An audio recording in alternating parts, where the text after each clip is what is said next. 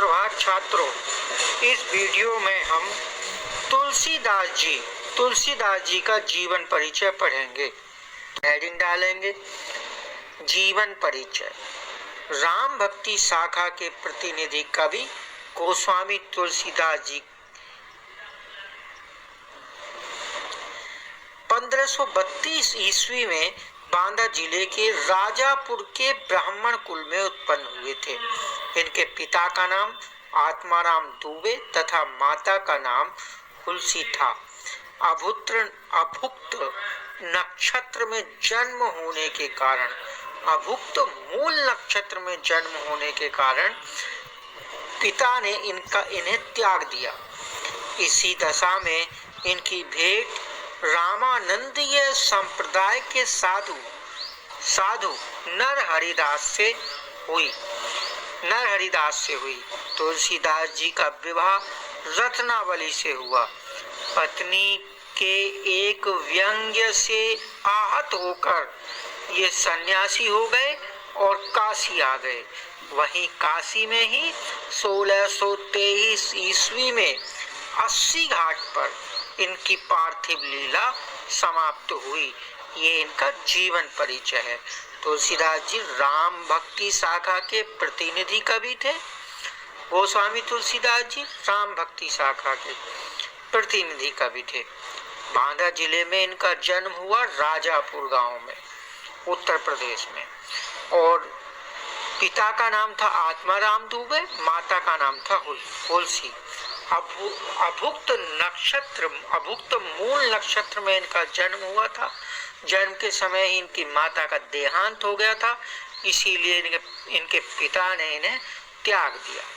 और इनके त्यागने पर ये जैसे ही ये बड़े हुए थोड़े से, वहाँ इनकी भेंट साधु नरहरिदास से हुई और वो उन्हीं के साथ काशी आ गए। तुलसीदास जी की पत्नी का नाम रत्नावली था। पत्नी से ये बहुत अधिक प्रेम करते थे और ज्यादा प्रेम के कारण एक बार ये अपने मायके गई हुई थी।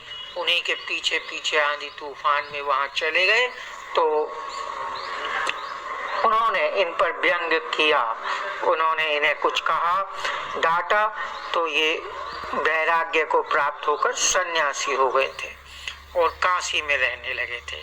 वहीं काशी में ही 1623 ईस्वी में 80 घाट पर इनकी मृत्यु हुई थी। इनका स्वर्गवास हुआ था। ये इनका जीवन परिचय है। जिस तरह से आप इतना अगर आप लिखेंगे जीवन परिचय तो ये आपको उचित रहेगा।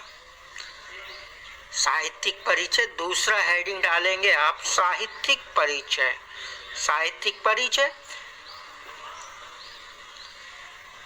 साहित्यिक परिचय गोस्वामी तुलसीदास हिंदी के सर्वश्रेष्ठ कवि हैं। इन्हें समाज का पथ प्रदर्शक कवि कहा जाता है। इनके द्वारा हिंदी कविता की सर्वतोन्मुख उन्नति हुई। मानव प्रकृति के जितने रूपों का सजीव चित्रण तुलसीदास जी ने किया है, उतना अन्य किसी कवि ने नहीं किया। इन्होंने रामचरितमानस के द्वारा, इनका जो लिखा हुआ जो काव्य है, ग्रंथ है, वो रामचरितमानस है। उसके द्वारा व्यक्ति स्तर से लेकर समाज स्तर तक के समस्त अंगों का आदर्श प्रस्तुत किया है।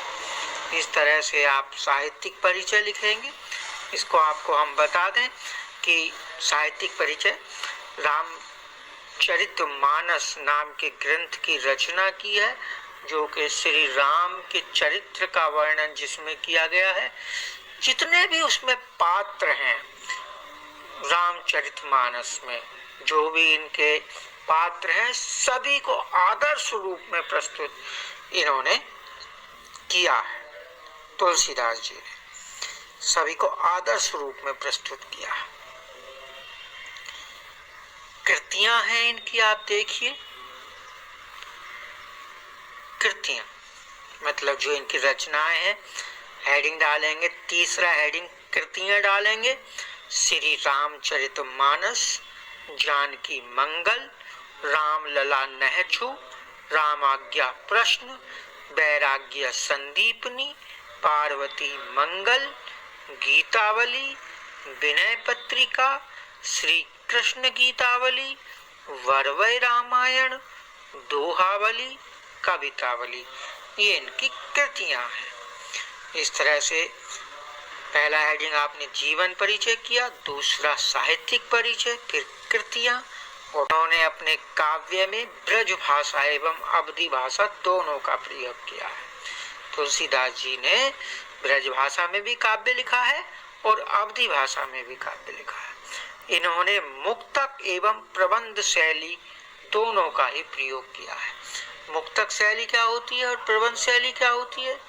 जब छोटे छोटे दोहों में अलग अलग बातें लिखी जाती हैं, दोहों में छोटे छोटे पदों में लिखा जाता है, और उसे मुक्तक शैली कहते हैं। जैसे दोहे होते हैं अलग अलग, किसी दोहे में किसी चीज का वर्णन है, किसी पद में किसी चीज का वर्णन है, किसी पद में किसी का वर्णन है। तो इस तरह की जो बातें होती हैं वो मुक्तक शैली कहलाती है। दूसरी प्रबंध शैली होती है। प्रबंध शैली में किसी पूरा, जैसे महाकाव्य आदि होते हैं, वो प्रबंध शैली